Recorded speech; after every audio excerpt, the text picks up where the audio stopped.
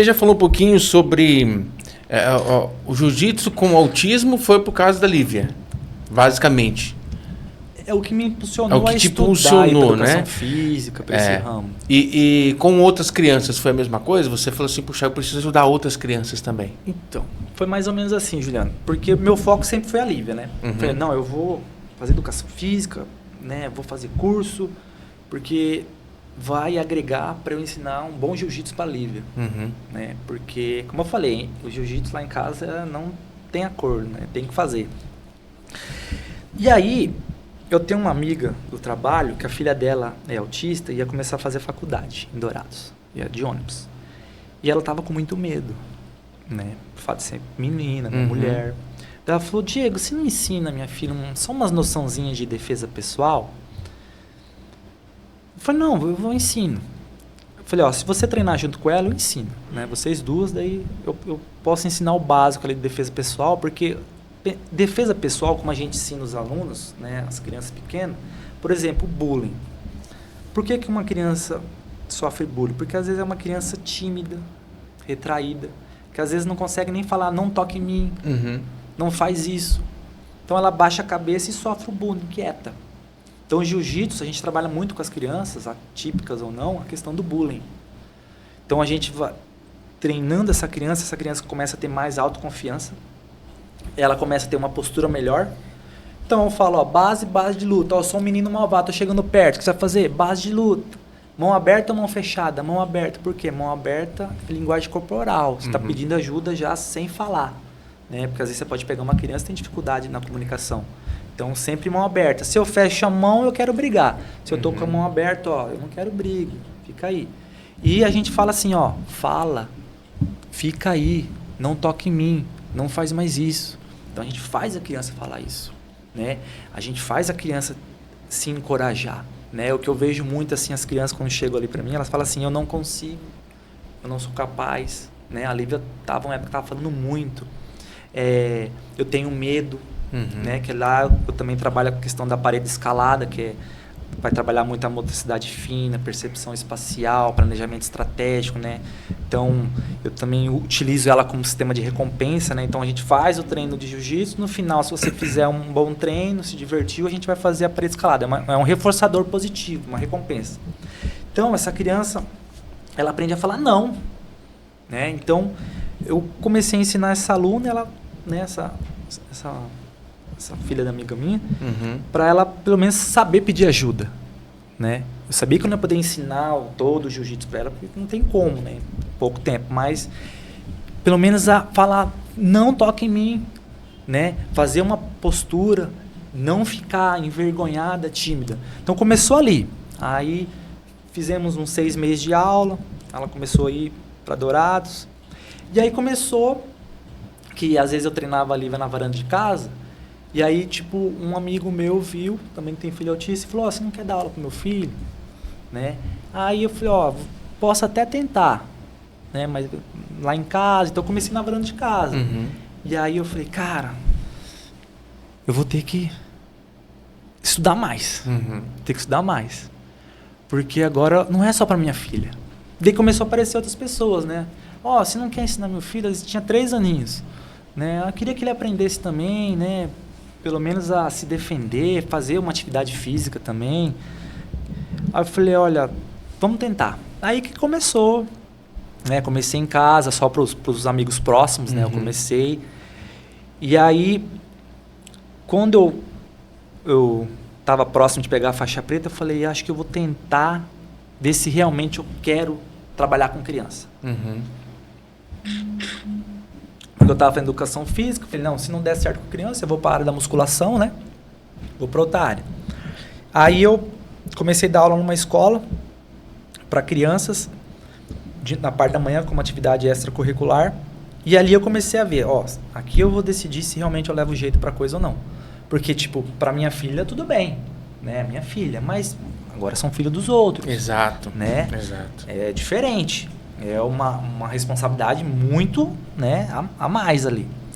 E comecei, e aí, cara, é mais de uma criança na escola, né? E aí eu falei, meu Deus, cara, comecei a apanhar. Falei, cara, como é difícil dar aula para criança, porque dar aula para criança é diferente de dar aula para adulto.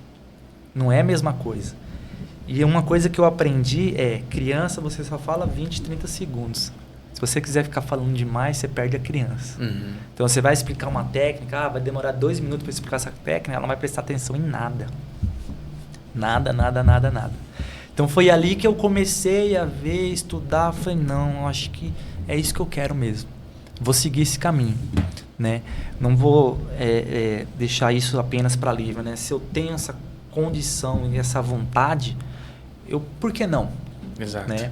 Aí que eu comecei a seguir essa linha, né, de ensinar. Hoje eu dou aula lá em Sete Quedas também, né? Eu abri uma franquia da N1, né, que é a academia que eu treino, dos meus professores. Lá eu dou aula para adulto, tem a turma juvenil lá também de 7 a 15 anos. E tenho da varanda de casa, hoje eu abri o espaço, né? Faz um ano que eu abri o espaço Zuzuteia, né? Por que Zuzu? Porque o apelido da Lívia é Zuzu. Legal. Né? Isso que eu ia te perguntar, eu até marquei aqui, ó. Por causa da Lívia. Fala, cadê a Zuzu? Zuzu, que legal. Né? O apelido da Lívia. Eu coloquei espaço Zuzuteia, né? Em homenagem a ela e tal. Ela me ajudou até a pintar lá, levei ela pra pintar. Eu acho que eu vi esses bastidores que você postava nas redes sociais. Tá lá. Então, eu decidi abrir esse espaço, né? Para realmente trabalhar com esse público, né? Para levar o jiu-jitsu para essas crianças também, né? E é uma oportunidade assim de consolidar mesmo e incentivar outros professores, né? Hoje quem está comigo lá é o Raí, ele está lá aprendendo também. A gente já tem uma turma lá, porque antes eu sempre trabalhei assim, individual, dupla, trio, né? No máximo um quarteto. Então começa individual, por quê? Porque tem todo um processo estrutural. Eu não posso chegar assim já, né? E dar aula já para 10 alunos, assim, no primeiro dia. Não, tem que começar de forma individualizada. Eu tenho que conhecer essa criança precisa criar um vínculo comigo para ela ficar mais segura, né? Eu preciso conhecer os pais, né? Então eu tenho um questionário que eu entrego ao pai, daí eu vou saber um pouquinho mais da criança, a criança toma remédio, qual a outra comorbidade que essa criança tem. Tem hipotonia muscular, tem TDAH, tem TOD, né? Essa criança convulsiona, precisa saber tudo. Não é assim, eu vou abrir da aula. Não é. Então, eu preciso ter uma estrutura ali. O ambiente também. Lembra que eu falei que o ambiente potencializa, ativa os potenciais? Então, o ambiente tem que estar estruturado. Então, lógico, no começo, isso aqui não dá certo, né? Às vezes os brinquedos, os cones, né? Que eu utilizo em alguns jogos, que era tudo da Lívia, eles ficavam numa prateleira. Então a criança já chegava já olhando, professor, vamos fazer isso aqui? Já que... E eu, caramba, hoje não está programado isso aí, né? Mas se você fizer a aula direitinho, vamos fazer. Porque a gente tem que também saber aproveitar a demanda ali da hora, né? Aquela janela de oportunidades. Às vezes você prepara uma atividade, né? Aí você pega uma criança TDAH que às vezes, essa atividade eu não gostei. Né? Então ela já se retrai, já quer se esquivar, já quer fugir. Então você tem que estar preparado para trazer essa criança. Vamos dar aqui, certo? Mas sem, como eu disse, sem achismo. Você precisa montar a aula de acordo com a criança, né? E aí depois você tem que ver também assim, vou fazer uma aula dupla. Então você tem que olhar aquela criança, essa criança vai dar certo com essa? Porque eu não posso olhar só faixa etária de idade, né? Eu tenho que ver, essa criança já fez quantas aulas, né? Essa criança é maior, mais forte? Por quê? Porque às vezes, em vez de eu incentivar essa criança a gostar de jiu-jitsu, eu estou fazendo o contrário, né? Eu posso estar fazendo essa criança não querer mais treinar jiu-jitsu mesmo, sabe? Posso estar fazendo o efeito rebote ali, tipo, contrário, né? Às vezes eu vou colocar uma criança maior com uma menor, né? Uma é autista, nível 2, outra é autivo nível 1 ou 3. Então, o professor, ele tem que estruturar. Tem que ter todos esses cuidados, né, Diego? Tem que ter esses cuidados. O ambiente é muito importante. Por exemplo, eu vou fazer um ambiente com excesso de estímulo. Não vou, a criança não vai focar. Tá cheio de estímulo. Ela vê lá um brinquedo lá naquele canto. Outro, o Miguel já fica doido lá. Vai virar um parque de diversões. Exatamente. Né? Então, você precisa preparar o ambiente, você precisa se preparar a aula. Certo? Para que realmente você, alcance os resultados que você quer com aquela criança. Então, como que eu faço? 45 minutos de jiu-jitsu e parte motor ali, que eu vejo a criança ter mais dificuldade de motor, então às vezes eu vou trabalhar diferente a técnica da queda, porque antes de eu ensinar uma queda, eu tenho que ver se essa criança já sabe, ter pelo menos uma noção de equilíbrio, né? Eu preciso saber se essa criança já sabe esquerda, direita, então eu tenho que olhar cada movimento, então eu utilizo o quadro lá, então eu falo, ó, vamos fazer um desenho, professor? Pega aqui a caneta, aí eu já vejo se essa criança já tem a pegada correta na caneta, se ela segura assim, né? Então, eu já vejo se essa criança já sabe escrever o nome, né? Eu já vejo se essa criança já sabe ler, porque eu trabalho tudo isso. Eu preciso ver a condição dessa criança, para que eu possa montar o treino de acordo com o nível dela, né? Para que eu possa potencializar essa criança a treinar realmente jiu-jitsu. Então, esses 45 minutos eu vou trabalhar isso. Os 15 minutos finais eu trabalho, como eu falei, a recompensa. Ó, hoje vamos fazer escalada. Aí treino. Na escalada ela começa a subir, já tem medo de altura. Ah, eu tô com medo. Eu já falo, ó, não diga que você tá com medo. Fala que você vai vencer seus medos. Às vezes a criança começa a subir, ah, eu não consigo. Fala, ó, não fala eu não consigo. Fala eu sou capaz. Então eu trabalho esse encorajamento com as crianças, que é muito importante. A Lívia falava muito isso no começo. Ah, pai, eu não consigo, acho que eu não sou capaz. Eu falava, filha, a palavra tem poder, não fala isso. Né? Até comprei um livro, né, chamado O Poder das Palavras. Eu trabalho muito com os livros lá também, porque eu já falei que eu gosto de livro. Né? Então eu trabalho muito com livro infantil. Tem aluno meu que leva sempre um livro embora para ler e traz na próxima aula. Né? Tem um aluno lá que ama livro também. Ele já chega e vai, eu posso levar um livro? Posso trocar? Então... eu trabalho tudo isso. Aí hoje também eu tenho a prancha de surf sensorial, né? Estava estudando um pouquinho ela, ajuda a regular, principalmente criança TDAH, impulsiva, agitada, ela ajuda a criança, como eu disse, a canalizar a energia dela. Então ela fica 5 minutos girando com a prancha ali, eu mostro para ela como que é, né? Ela está trabalhando ali na prancha sensorial equilíbrio, força motriz, pegada, né? Motricidade fina, e trabalha muito quadríceps, porque ela tem que flexionar o joelho, perna afastada, então quanto mais ela permanece, mais começa a trabalhar a musculatura dela.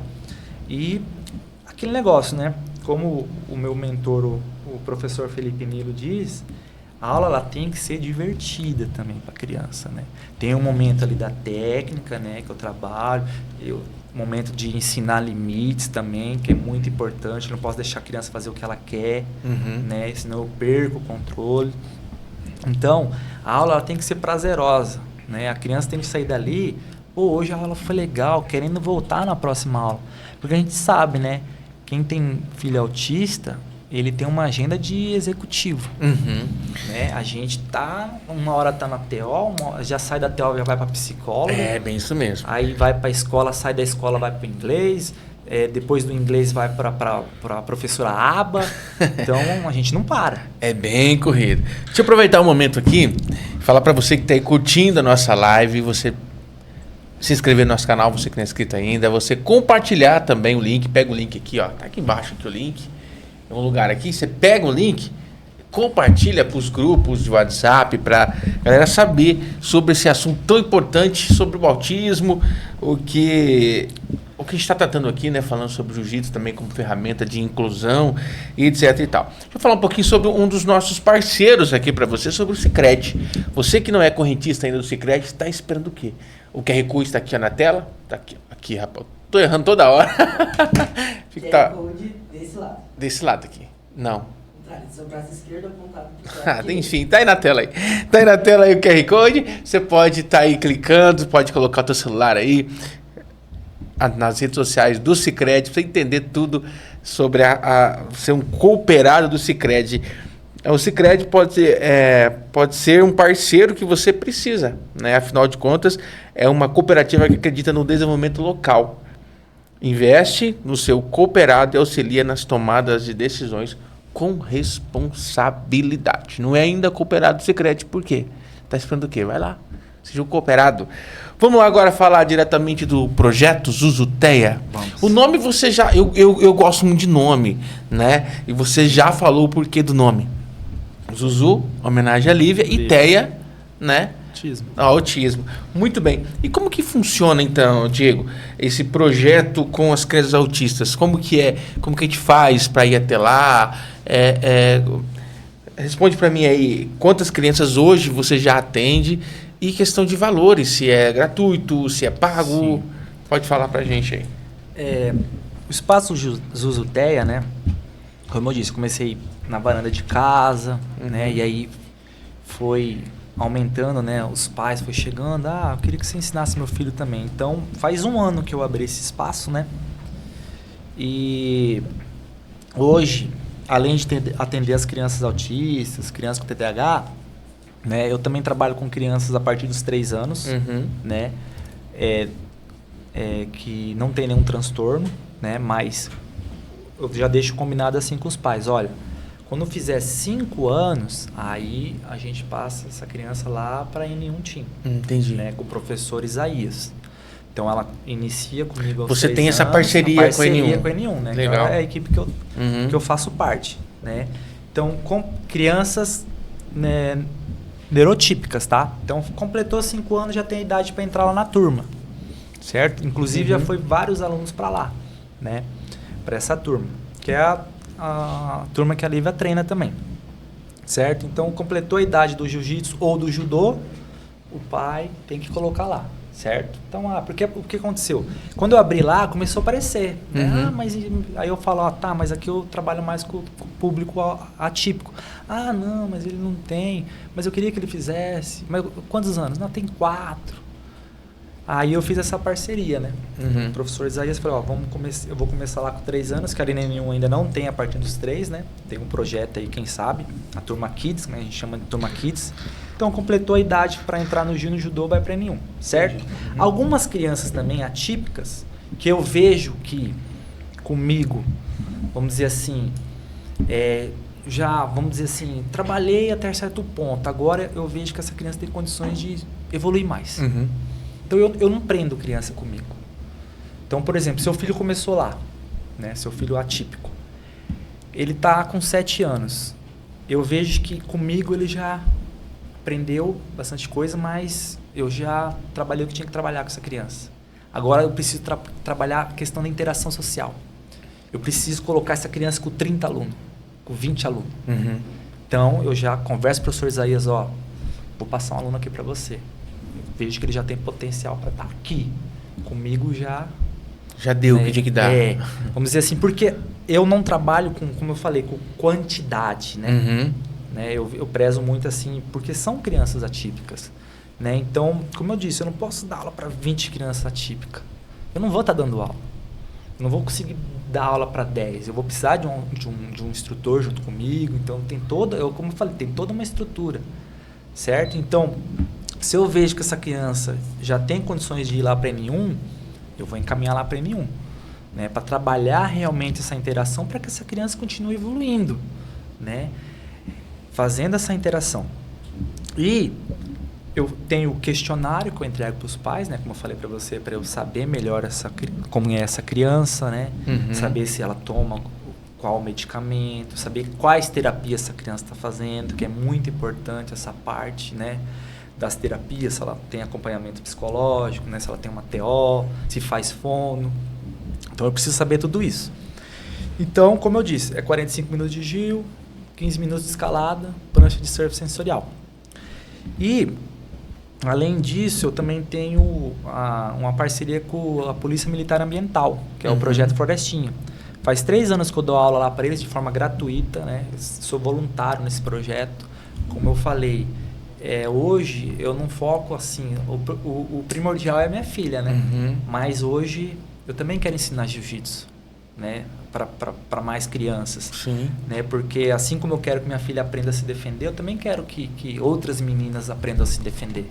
Perfeito. Então, eu tenho essa parceria com a Polícia Militar Ambiental aqui de Mumbai. Comecei dando aula lá no projeto mesmo, Florestinha, na sede, uma vez por semana, de manhã, de tarde eu ia, certo?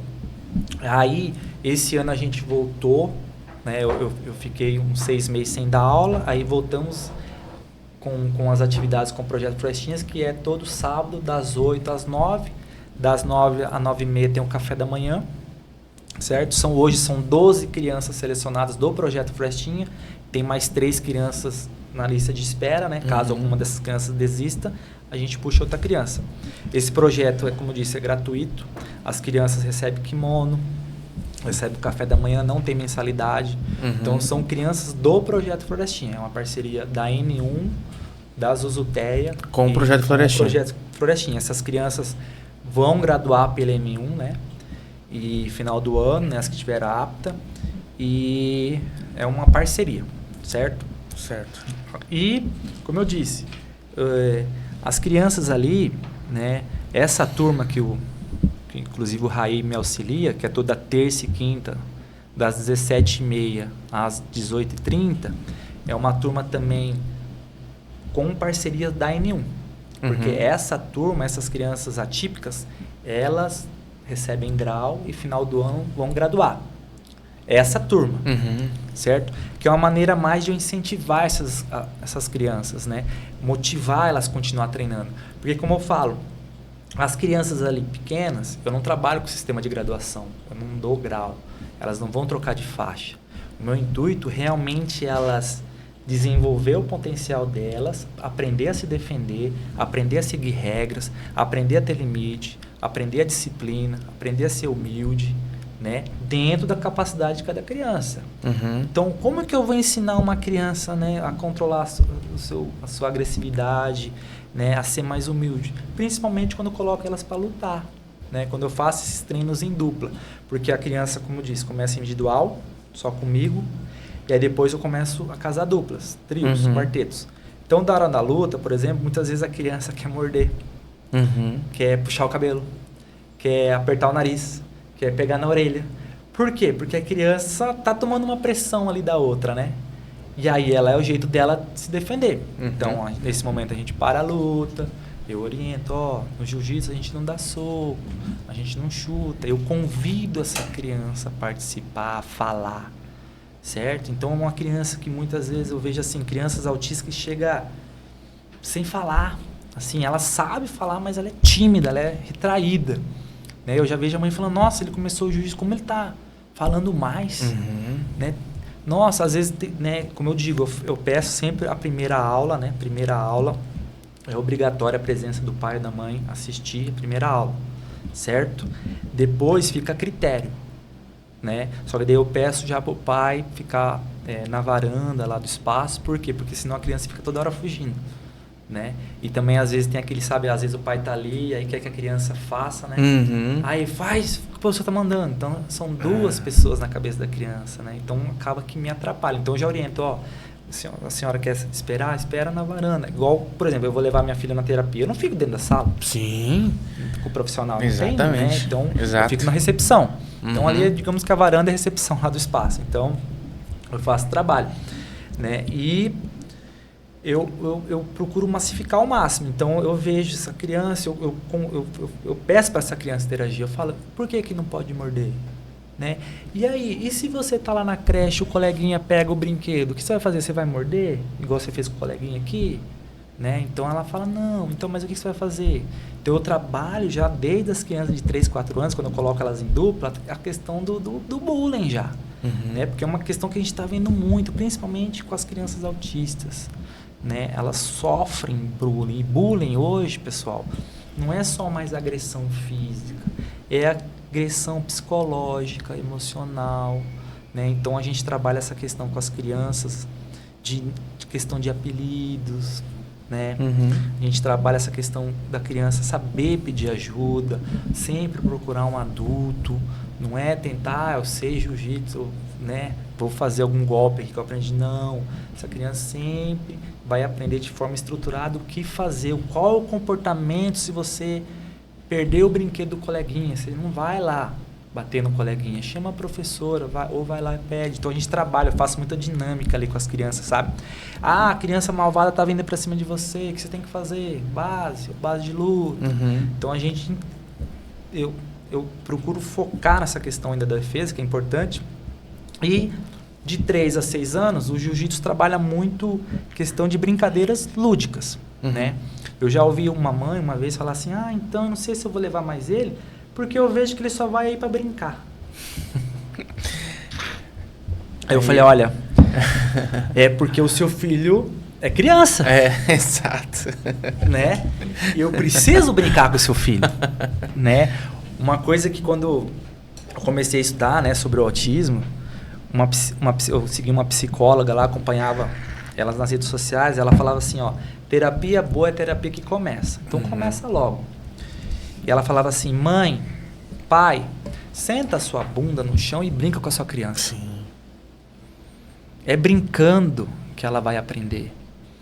Certo? Lembrando que brincadeiras estruturadas.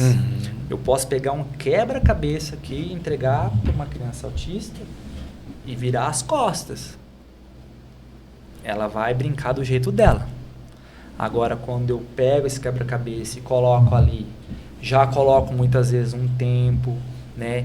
Já coloco ali a questão do permanecer sentado, porque às vezes eu tô querendo trabalhar o permanecer sentado dessa criança, né? Porque lá no jiu-jitsu, eu trabalho isso, mas por quê? Fala assim, ó, sentado samurai, então é perninha de chinês. Então a criança, quando eu vou, por exemplo, trocar a brincadeira, eu já tô falando, ó, sentado samurai, que o professor vai pegar uma atividade, ou vai pegar o Bob, né? Que lá eu tenho o Bob, que é um boneco de treino. Ele tem um kimono, né? É um boneco que eu comprei, né, para auxiliar ali, para eu poder estar mostrando algumas técnicas, de venda da barriga, montada, pesar 100 kg, né, matar leão, estrangulamento de gola, porque é um boneco que tem um kimono, faixa, ele é faixa branca até hoje. No final do ano eu graduei ele para faixa azul. E as crianças se amarram, mas né, tem uns que até se assustam, né, no começo. Mas então, coloquei o quebra-cabeça aqui, então o que eu quero trabalhar com essa criança? Tá, ela é TDAH, impulsiva, agitada, ela quase não consegue ficar parada. Então eu vou treinar ali naquele primeiro momento, né? Às vezes a criança ainda tem dificuldade de encaixar as peças, ver pelo menos o tempo que ela vai ficar sentada samurai tentando. Então se essa criança conseguir ficar 30 segundos, opa, beleza. Né? Eu sempre tenho um relógio ali do lado, então opa, hoje ela conseguiu ficar 30, então eu estou trabalhando o quê? Ela montar o quebra-cabeça? Não, o intuito não é ela montar o quebra-cabeça, eu quero que ela tente o máximo permanecer sentada, né? Para que depois ela comece a associar, ó, o professor falou permanecer sentado, porque ele vai pegar outra atividade, fazer a troca de atividade, né? Troca de técnica ali. Então, toda brincadeira, né? Os pais que estão nos assistindo aí, seja na terapia, seja no complemento, tem uma estrutura por trás. Sim. Certo? O professor, ele não pode, como eu disse, achar que essa brincadeira não vai potencializar. Não pode ter esse achismo. Então, eu tenho que realmente planejar a atividade de acordo com o nível da criança. Por exemplo, a gente faz um trabalho assim, por exemplo, vai um trio. Eu coloco um quebra-cabeça com um Tetris com o outro e o jogo cilada com o outro. Né? Crianças ali de 7, 8 anos. Né? Às vezes é um TDAH e 2 autistas. Aí eu coloco o tempo, 5 minutos. Então a criança vai ter 5 minutos para montar aquele quebra-cabeça, o outro para montar o Tetris e o outro para montar o jogo cilada. Né? Que era tudo, como eu falo, é tudo que era da Lívia, tá lá. Né? Então eu compro, faço com a Lívia. Depois eu dá certo, fala assim, vamos passar agora ali. Porque eu já estou treinando minha filha também. Sim, exato. Então, ali eu estou trabalhando tempo de espera, eu já vejo a questão de quem já consegue, né, trabalhar raciocínio lógico, com o Tetris, com o jogo cilada, quebra-cabeça já está trabalhando motricidade fina, né? E aí eu trabalho quebra de rotina, que autista tem muita dificuldade com questão de quebra de rotina, né? Ninguém, principalmente. Então, às vezes, eles estão vendo que é 5 minutos, né? Mas eu posso, no meio do jogo, interromper. Para ver como que ele vai lidar com essa quebra de rotina. Porque teve uma vez, né, que minha esposa foi buscar a Lívia na creche, eu vi que estava demorando para ela chegar. E a gente já estranha. Falou, opa, alguma coisa aconteceu. E aí eu fiquei ali esperando. Aí quando minha esposa chegou, já estava... A Lívia estava dentro do carro. Ela tinha o quê? Ela tinha uns 4 aninhos, eu acho. Ela estava já numa crise. Foi a primeira vez que eu vi minha filha numa crise. Foi a primeira vez. E ela não conseguia ainda falar. Ela fazia fono.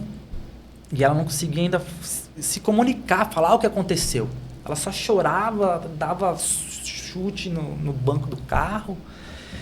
E a Leila já começou a chorar também. Daí eu falei, calma, eu vou voltar com ela na escola. Eu falei, você mudou o percurso? Não, porque a Lívia também tinha muito isso. Mudava a rota de ir pra creche, ela já fazia a gente voltar pela mesma rota. Sabe? A gente tinha que ir pela mesma rua e voltar pela mesma rua. Se a gente mudasse pra ir pra casa da avó, pronto. primeiro tinha que chegar em casa pra depois ir na casa da avó. Então, por quê? Essa dificuldade em quebrar a rotina. Aí eu voltei com ela na escola, ainda bem que a escola ainda estava aberta. Aí cheguei lá e tinha uma professora, só que não era professora, acho que da Lívia. Aí eu acho que veio uma coordenadora, eu não lembro certo. Aí entramos lá, daí a Lívia foi, daí que ela começou a se acalmar. Aí que eu percebi que foi o quê? Né? Depois que ela começou um quebra-cabeça e não deu tempo de terminar. E aí entra a questão do autismo, a questão da rigidez cognitiva, né? Aquela rigidez, né? Hoje ainda, Lívia, a gente trabalha essa questão, né? Como eu falo para a Lívia, o seu pensamento muitas vezes é como esse caderno, é duro. Ele não é mole. Então, nem tudo pode ser do seu jeito, Lívia. Certo? Às vezes o coleguinha quer brincar do jeito dele, então ela tem muita essa rigidez, ela quer do jeito dela, tem que ser do jeito dela muitas vezes a brincadeira. Então eu falo, Lívia, ó, o seu pensamento às vezes, o seu jeitinho é desse, igual esse caderno. Só que você pode deixar esse caderno mole. Então eu abro o caderno e falo, ó, não está mole o caderno agora? Não está abrindo? O caderno está mole, o seu pensamento pode ser mole, ou seja, deixa do jeitinho do outro colega também, não tem que ser só igual ao seu, não tem que ser rígido igual ao seu, sabe? Então, geralmente eu trabalho isso, né? Opa, acabou, chegou na metade do tempo, já quebra a rotina ali, né? Acabou. Aí tem uns ali que quer terminar, então vou fazendo essas estratégias, né? Para ver como que ele tá, para ver, né? Para ele saber lidar ali com essa quebra de rotina, para ver como tá a rigidez dessa criança também, né? Como tá a atenção, como tá o foco. Então, como eu digo, eu avalio muito cada criança. Eu falo que para você ser professor hoje de jiu-jitsu, para criança, você tem que conhecer cada aluno seu. Cada um. Você tem que ter o olhar, porque muitas vezes, né, o que eu percebo, né? Por exemplo, às vezes tem um aluno atípico numa turma típica. E a turma típica, às vezes, começa a olhar diferente, porque o comportamento dessa criança é diferente. Né? As outras crianças vão começar a notar que ele tem uns comportamentos diferentes. Né? Então, eu gosto de, assim, de trabalhar essa questão de... todos nós somos diferentes. Né? Eu gosto de trabalhar isso com as crianças. Todos nós somos diferentes, mas nós precisamos respeitar quem é diferente. Sim. Então, se o outro coleguinha está vendo que ele é mais agitado, né, que ele não para, tá tudo bem, é o jeito dele. Daqui a pouco ele vai começar a ficar mais calmo, daqui a pouco ele vai começar, né, a ficar mais tempo sentado. Porque às vezes assim, na turma lá, às vezes tem um aluno que é mais agitado, os outros alunos percebem, então eles ficam olhando, né? E o que acontece muito, né? O professor tem que estar atento aí. Porque muitas vezes essa criança não vai querer mais treinar com essa outra criança. Então o professor ele tem que ficar muito atento, né? Porque às vezes aquele comportamento daquela criança, às vezes, eu não gosto de treinar com ele porque ele, né? Às vezes ele segura muito forte no meu kimono, né? Então a gente tem que observar, escutar tudo, né? Eu falo que o professor ele tem que ter uma visão a mais ali, né? Um olho a mais. Quer falar agora, tem que estar o tempo todo ligadaço, tudo. Até na hora de liberar para tomar água. Você tem que... O Raí tá me acompanhando lá, tá me auxiliando, ele já começa a perder, né? Porque às vezes você pega ali uma criança que tem o toque, né?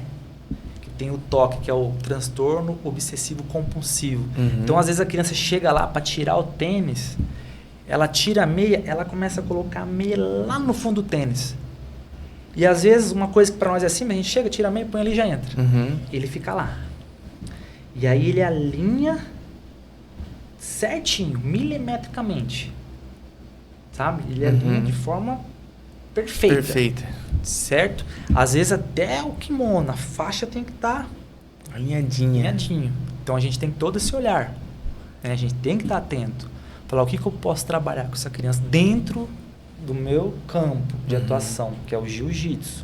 Né? Como eu falei, eu não sou terapeuta, eu não sou especialista, né? Não sou médico, mas sou pai atípico, Sou professor de jiu-jitsu. Que lida com muitas crianças atípicas. Sim, né? Eu escolhi esse ramo, né? Uhum. E eu preciso me capacitar. Exatamente. Né? Buscar referências, o que realmente dá certo, né? Buscar, como eu ouço nos congressos, né? E nos cursos que eu participo. Buscar o que está dando certo, que já foi comprovado cientificamente. Né? Não posso inventar moda. Tá certo, não tem...